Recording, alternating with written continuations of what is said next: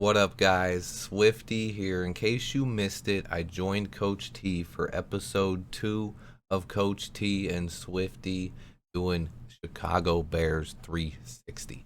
I'm going to have a link to the full episode in the description below, so be sure to check that out.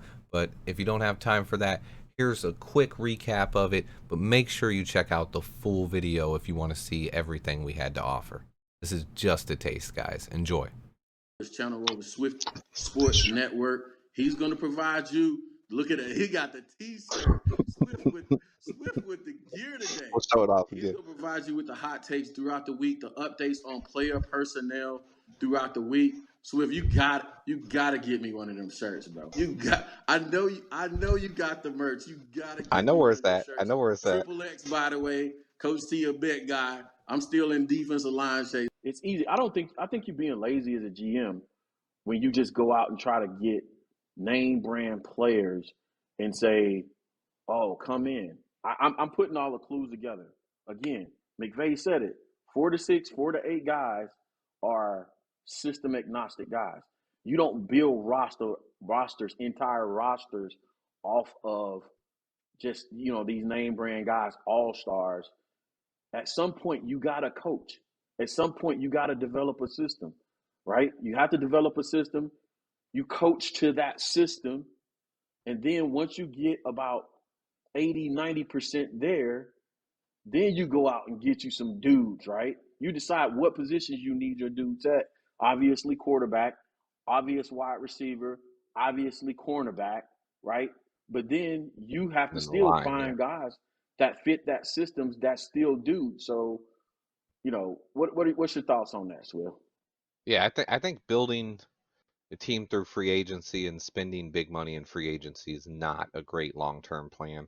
I've seen charts of it. I put one in one of my earliest videos, but the correlation pretty much goes the teams that spent the most money in free agency the last 10 to 20 years have the least amount of wins. It's not part of it is there. It is two-factor because obviously the teams that have quarterbacks are going to pay their quarterbacks more money and spend less in free agency.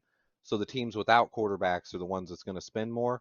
But clearly that's another thing is then you're competing against the bad teams that don't have quarterbacks that are going to throw money at these guys. And you just never see teams build consistent winners in free agency. And even people that want to use the Rams that want to say, oh, they say F the draft picks, they trade all their draft picks. Something that people don't look into is the Rams have stockpiled those late round picks.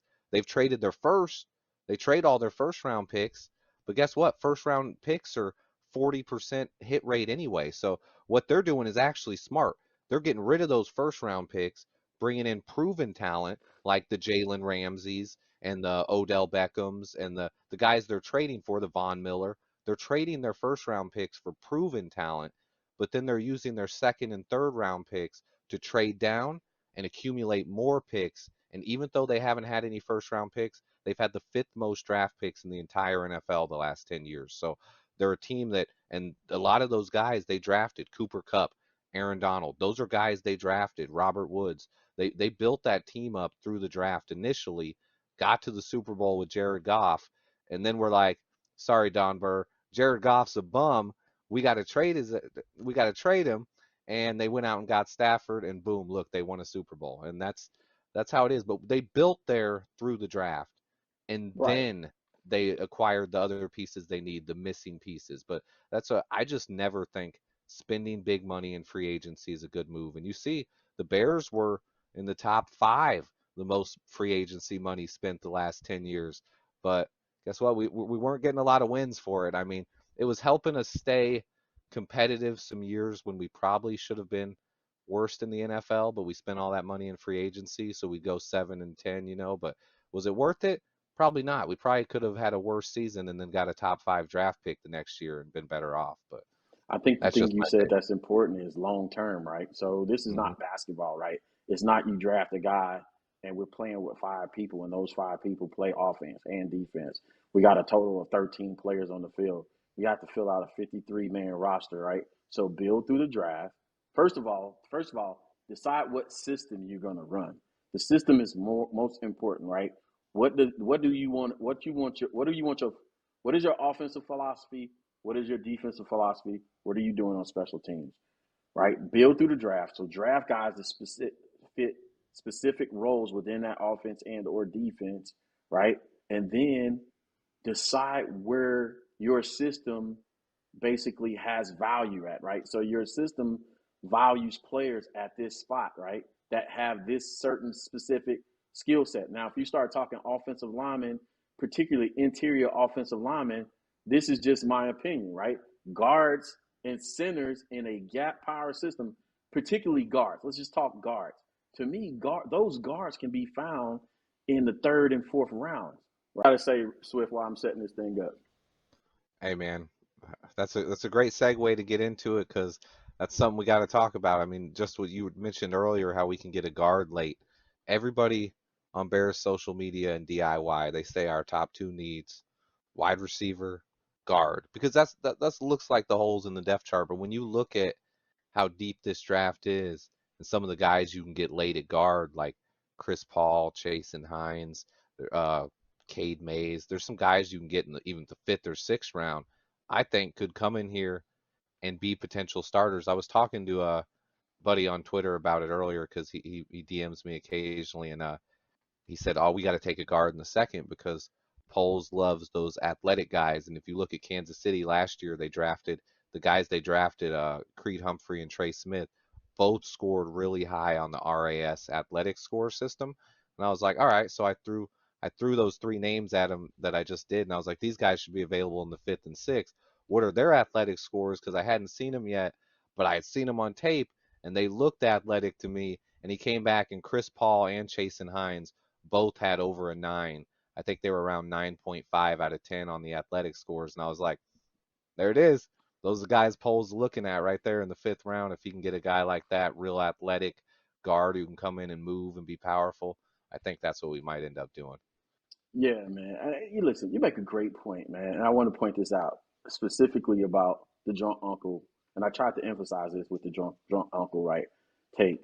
I'm not an anti-stat guy, right? I'm not an anti-analytics or metric guy, right? But one of the things that you have to do, and I do this professionally, I develop a theory based off of a player or something like that, and I use the analytics and or stats to the confirm or deny you know what I'm saying, what my theory is. And again, one of the things I know about doing analytics professionally, right, is you have to make sure you're measuring the right things when you're measuring anything. So, for a point, so athletic score would be a great thing to measure when you're getting into the guard. So, there you go with that. So, this actually works out because you get to see how I'm going to do it live. So, here we go. The draft is kicked off. We got Let's this see what thing in Coach does fast here. mode. I'm telling you already. Who's falling? He's gonna get somebody. I already know it. Uh, uh, uh. Oh, Y'all already know what I'm doing. With the first pick, I'm getting the dog. I'm getting the dog. George Pickens. George Pickens, man. I'm getting George Pickens. I think knows three technique is gonna be very possible with all three of our first round picks. And this guy right here, Logan Hall, I love him. Let's go ahead and let's send that card in. We'll see what I can do starting off with him. I did not see that coming, Swift. I know it. I did not see that coming. I had to throw a surprise in there. All right, let's see what we got here. So as you guys can see, Coach T started out his mock draft with my boy George Pickens, and then I came back and started out my side of the mock draft with Logan Hall. We go head to head. We both make awesome mock drafts. If you guys want to watch the whole video, you have to watch it. Click the link in my description and make sure you watch it. It's a great video, guys. A lot of stuff on there. Coach T also goes over his drunk uncle and breaks down a little bit of Cole Kmet. You guys know I agree with him on that take. Anyway, guys, I got a lot coming this week. I'm working on a special draft preview video. It should be out really soon, hopefully today or tomorrow. I love you guys. Thank you so much for everybody for watching and listening. Make sure you sub to Coach T. Give this video a like. Give his video a like. Until next time, guys, bear down.